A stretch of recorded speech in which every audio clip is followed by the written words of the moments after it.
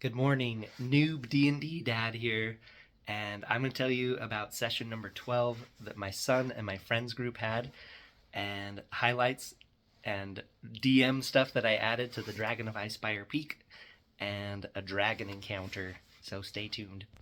So in session number 12, the party's coming back from Axholm, and I had rolled a d20 for I was going to say the dinosaur, for the dragon to end up in Phandalin.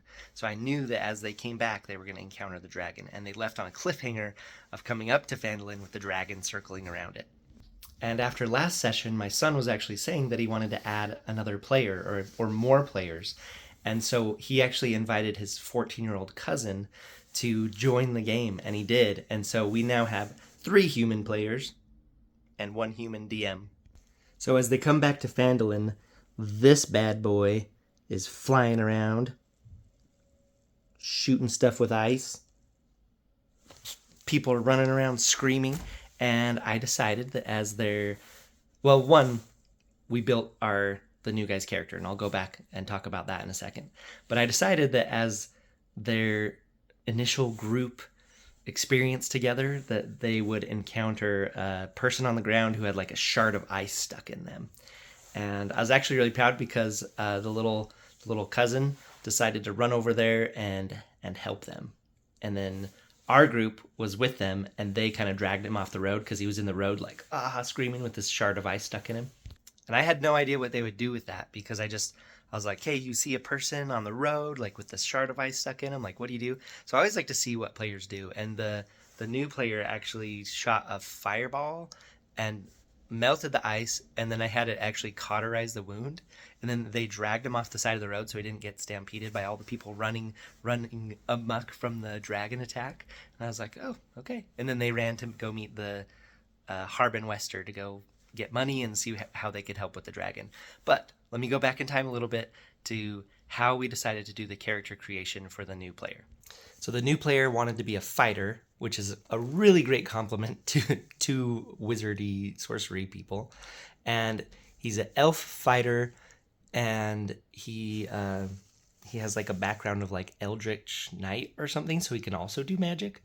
But he was quite behind the other players because the other players were already level 4, had magic items, and had been through all kinds of adventures. And so to get him caught up, we decided to have him create his whole character, and then we would basically level it up to level 4 with all that entails. And to create his inventory to be like a realistic, lived-in adventurer, like actual inventory. I'm actually really proud of how I did that. So for my son's group, I was trying to initially just play straight out of the Essentials kit and not vary from it at all, kind of as a test on my part to see how good of a kit it is. And I've decided that it's passed the test. It's a great kit. Now we can just homebrew and add other stuff. So now I give the players this. It sits on the table, and they can use it, so they look up their spells and stuff in it. So I had him have his original inventory that a fighter would have. And then for his money, I had him go roll on a table this table I'm going to show you is becoming like one of my very favorite parts of this book. And truth be told, I have not read the 3 core rule books cover to cover, and I do feel a little bit inadequate for that.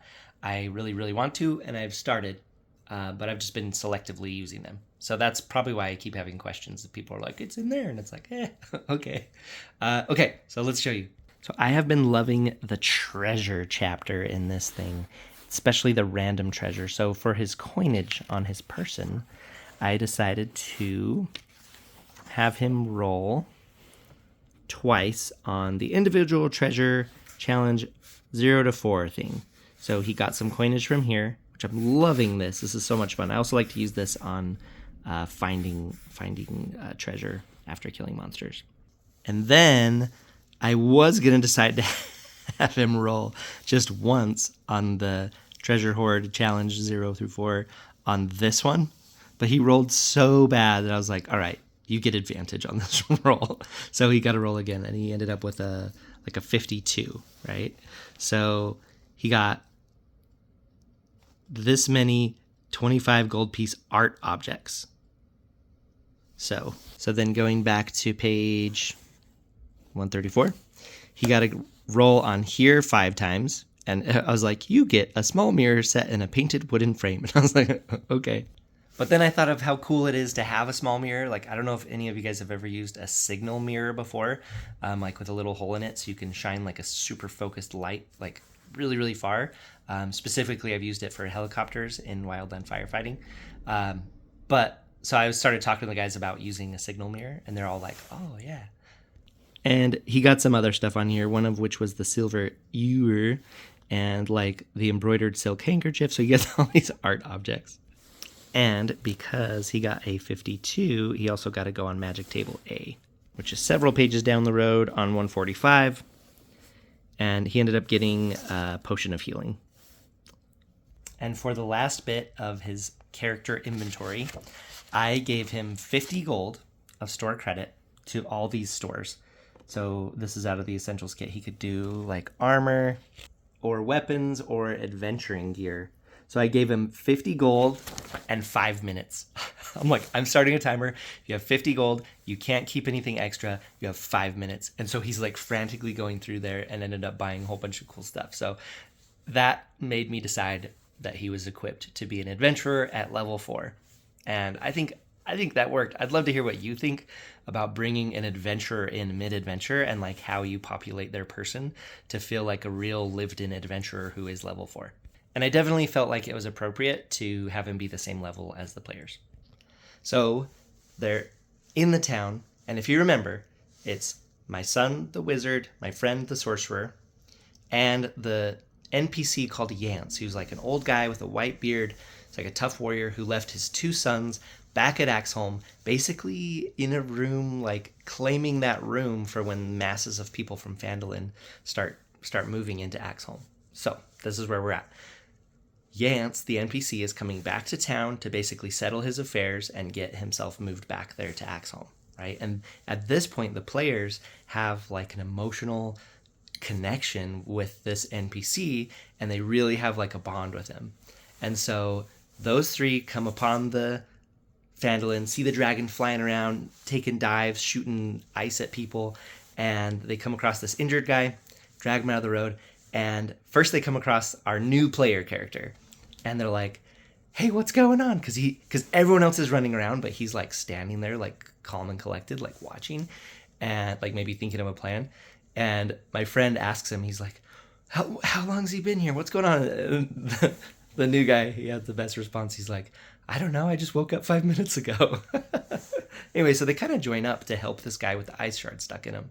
And then they decide they're going to run to the town hall to ask the guy what to do.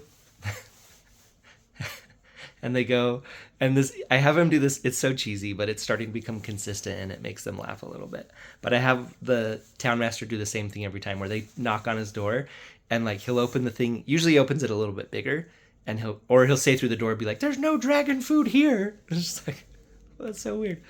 But this time he like only opens it like a slit and he's like, there's no dragon food here. And they're like, we know, like it's the adventurers. Like we're here to like see how we can help.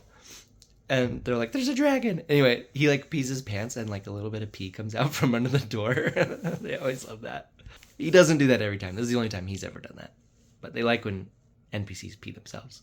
So in a fit of panic, the Harbin Wester, and maybe you'll criticize this amount of gold, but he offers them 500 gold to get the dragon out of there, to scare the dragon away or whatever.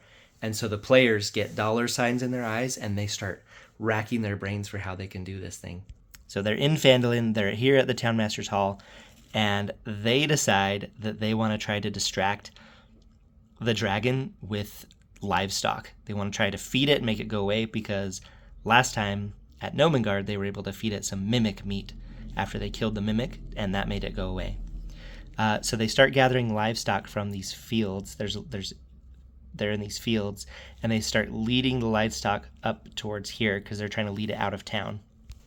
So as they start leading the livestock to this northwest corner and start trying to like drive it out. By the way, they had to roll animal handling checks, and some of them failed miserably, and so it just didn't work. So only 2 of them passed, so 2 of them kind of had to do all the work. So they ended up with 7 cows. Yeah, I just held up 5 fingers for 7 cows. I guess it'd be this. Anyway, so they end up with 7 cows northwest of the town, and they're trying to distract them. And my son's character speaks Draconic, and he starts yelling like, "Hey, there's some food over here for you!" And so the dragon alters his flight path, and he flies over there. And I almost did another TPK, another total party kill right here with a brand new character. And after they had the trauma of fighting the banshee before, so the dragon comes in and just swoops down, and I have it do its like fire breath thing. Or not fire, it's an icy dragon. So these are the attacks. So it can do 3 attacks, and they're brutal. These guys do not have very many hit points. So I have it do the cold breath. So icy blast in a 30-foot cone. They have to do a DC 15 Constitution saving throw, or take 10 D8 cold damage, or half as much if they pass. Thankfully, they all pass. But they still take 20 cold damage from this dragon. So it just like immediately like wipes out half their life. The new player's down to 4 hit points. So they're all feeling like that the situation is very dire. And so after it does the swoop, right? It's now in front of them. So everybody rolls initiative. They all start blasting, shooting like fiery balls at it, arrows, crossbows, and they're all missing, except the new player is hitting occasionally. And they're just missing like crazy. And the dragon's speed is 40 feet. So I decide that it's going to take him, he's going to have to do a big turn, right? And he's going to have to turn and then come around, then he can re-engage, because he's not like a spaceship or a Harrier. He can't just be like, whoop. So he's got to do 2 turns of 40 feet turning around, right? So they get a few shots at him. And thankfully, so the book says that if he takes 10 hit points of damage, he's going to run off. Or if he gets something to eat, he's going to leave. He only fights to the death in his lair. And so in that arc, they finally get enough hits on him to where he's taken at least 10 damage. And so he finishes his arc, he swoops down. Oh, by the way, 20 damage is totally enough to kill all the cows. So all 7 cows are dead. So he swoops down. So I kind of did 2 in 1 here, because he's supposed to leave after taking 10 points of damage. But I have him swoop down, grab a cow, and then just speed off.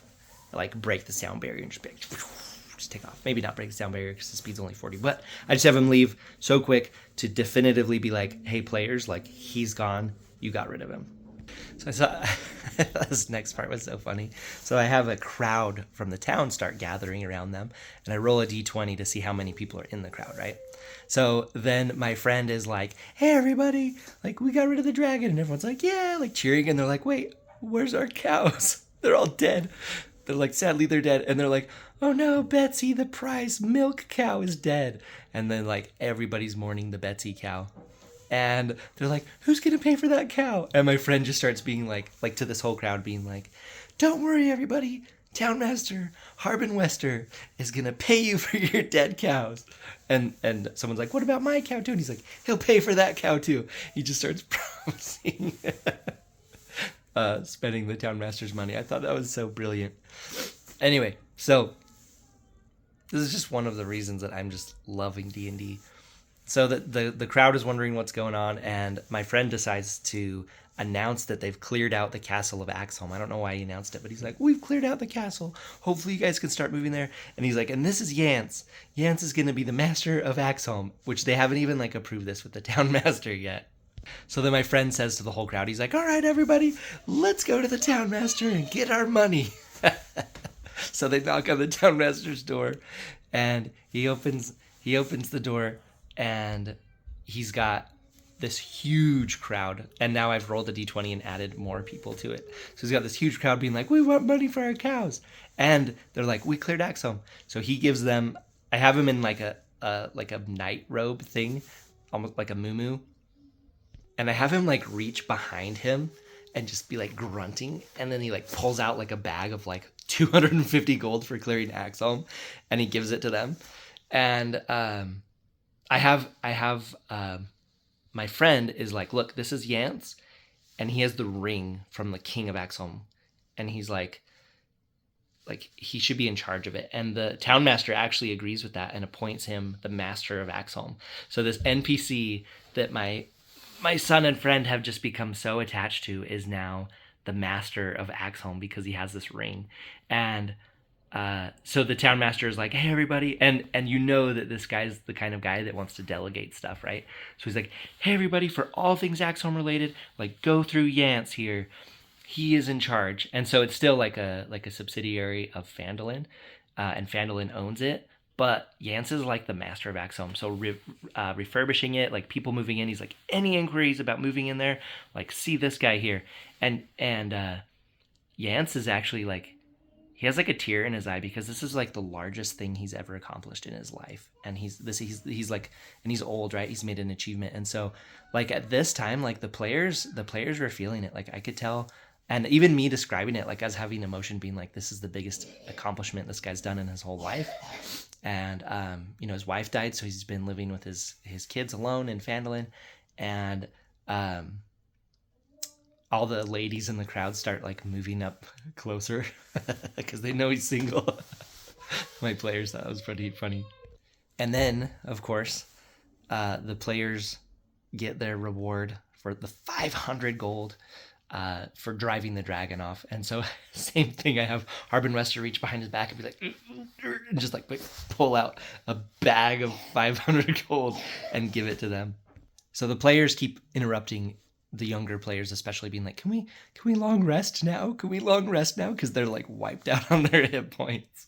So I had decided that it was a very natural story point for Yance to give up his house to the players in town because he's permanently moving to Axholm. So I go through Phandalin and find all the named places to make sure I don't step on the toes of an already named place. And I also went through the Lost Mine of Phandelver map of Phandalin to check all those named places. And I settled on this house to be Yance's house that he gives to the players. This little skinny house with this little yard with stuff in it, just south of the Phandalin Miners Exchange. So Yance and the players are like, hey, let's go back to your house. Let's get this thing settled. Let's figure this out. And the players have no idea what's coming, but I've got this planned. And I don't know if you guys criticize the players getting like a humble house at level 4.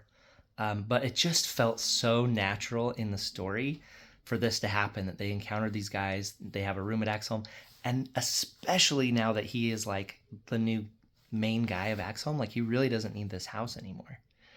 So I actually drew it out. So here's what it looks like from above, right? So you got the little house, little like plantable areas, kind of a broken down wall. And then this is the little road. So this is Yance's property right there.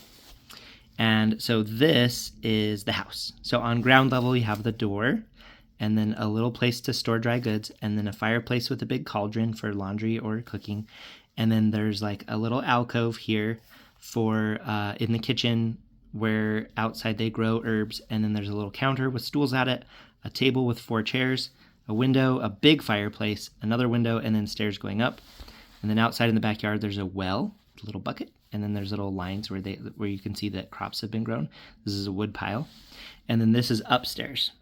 So it's very steep stairs, and then it goes up. There's a hallway with 2 windows. Yeah, this drawing wasn't really meant for public consumption, so. And then you have the hallway and then 3 bedrooms. So you have like a dresser, a window, a bed, and a nightstand in each bedroom. And that's it. That's all that's in each bedroom. And these guys actually assigned rooms. So we'll get here in a minute.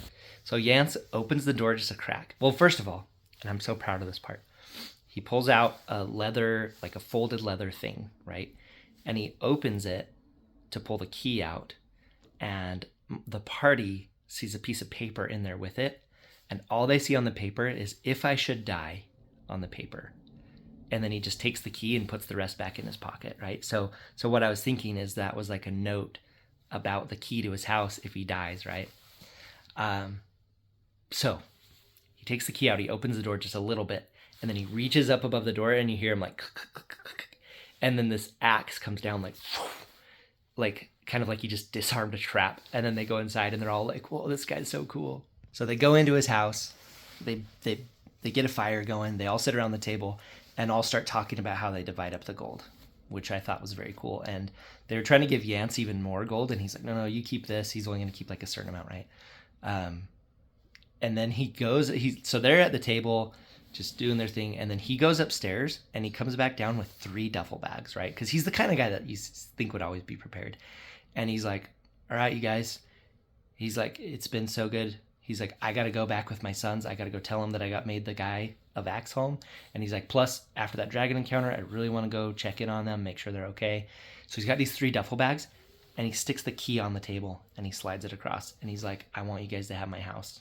He's like, "This is the house that, I have a lot of memories in here with my wife and my kids." He's like, "But I want you guys to have this." And then he's like, "I'm going to go." He's like, and it's like nighttime, but he's like, "I know it's dark." He's like, "But I got to go." He's like, "I got to go reunite with my sons." And so he basically, they have like a heartfelt goodbye. And I could tell the players were like feeling the goodbye moment. And he's like, "Here's my key." He's like, "This is yours. Thank you guys so much." And they're like, "We will definitely visit you. We will definitely check in on you and check on Axholm and stuff." And he's like, "Bye." So NPC character that they're super attached to takes off, gives them his house, and takes off. So the party does their long rest. They actually, since they were all frozen, right, from the dragon, they all brought their bedrolls down by the fire and slept down there. Actually, one of them brought their mattress down, and then the other just used his bedroll. So they slept by the fire because they were all thawed out. So in the morning, they got all their hit points back.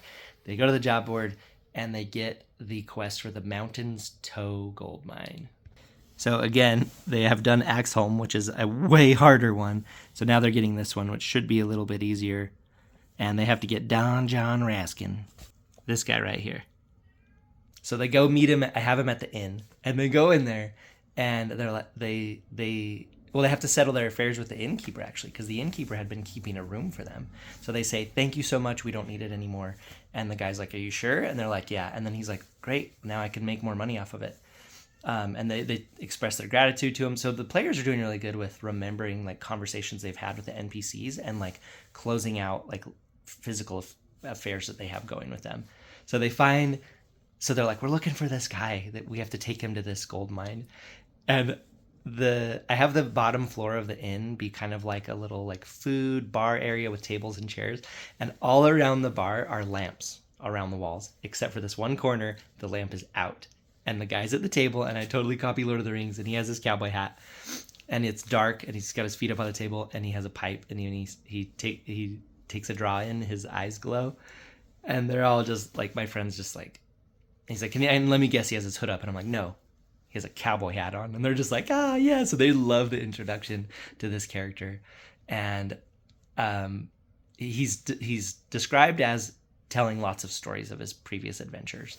And so I give him a few stories to tell the players. So as they're traveling, he tells them about that he's fought bugs that drag people underground. So this is foreshadowing to the Ankh-Eggs at the loggers camp. And he describes how they were, and it was terrifying. And then he also describes that once he rode on the back of an eagle for thousands of miles. I'm just making this up as I go. And that they became blood brothers, but eventually he died and he had to bury him. And the players are like, "Where'd you bury him?" And he's like, "I'll never tell anybody." So he's just telling these crazy epic old stories. And then he also tells a story of... No, that's all the stories he tells. But when he takes his hat off to like honor his dead eagle friend... No, he takes it off.